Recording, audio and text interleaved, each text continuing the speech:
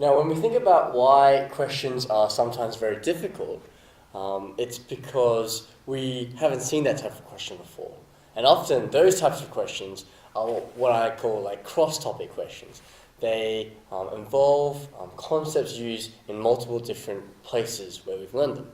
For example, this one, it uses logs, but it also uses another concept, and I might catch you off guard because it's something that was taught in prelim. Usually when I deal with logs, I'm looking at derivatives or integrals. Sometimes I'm even looking at simplification. Rarely am I looking at solving an equation. And even more so, you have a particular type of equation here, right? Usually I could try and divide both sides by any constants or coefficients. Here I can't even do that because if you look at it, well, I've got all these squares going on. I've got this like quadratic or a quartic, right? Now, in the preliminary course, we learned a much easier way to deal with this. If I have some quadratics, I always want to think about factorizing in some way. But this looks quite complicated to do. Rather, I would want to think about introducing some variables somehow, right? And in this case, that's actually quite easy to do. What I could do is, instead of having log base 2 of m, I could write and introduce a new variable. Let x, for example, equal to some variable. Now usually you're used to seeing x squared or something like that. So instead of saying let log base 2 of m equal to x, I'm going to say let log base 2 of m squared equal to x. Because now I can get that typical quadratic I'm used to seeing. Well, if x equals to log base 2 of m squared, or x squared would just equal to this whole thing squared. Which I know with my power laws, or something raised to the power, I multiply those indices. So I'm going to get log base 2 of m all to the 4, which is what I'm looking for here. What do I want to do next? Well, I want to think about how can I solve this now. Let me first make that substitution. So I know that I have x squared minus 10x plus 9 is equal to 0. And see, that's a much easier problem to solve.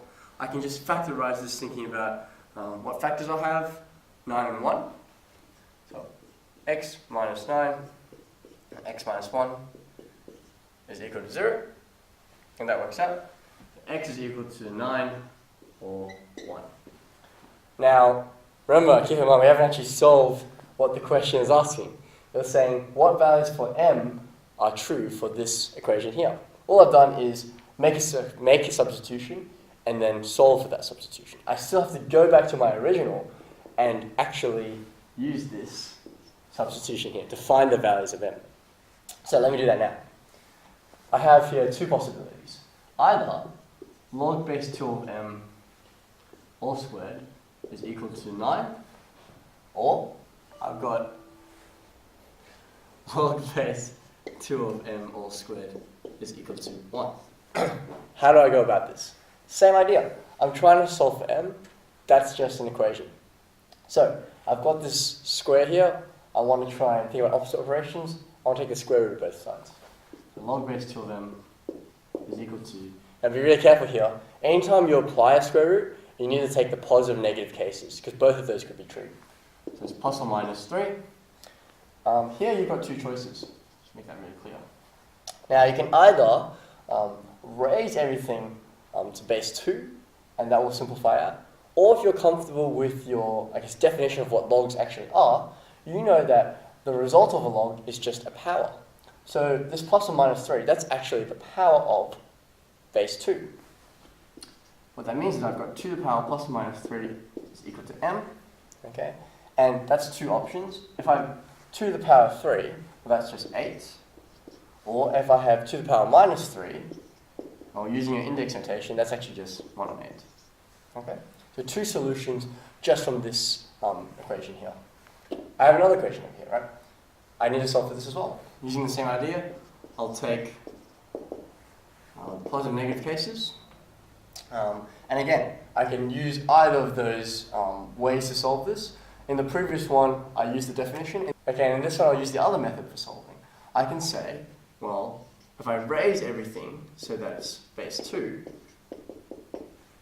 then using my log laws, this will just simplify out to m equals to 2 to the power plus or minus 1. So m equals to 2 or half. So really, you actually have 4 solutions here. 8, 1 and 8, 2 and half. Okay? So that's how you can go from something that uses a lot of cross-topic kind of concepts and break it down to find your answer to this question.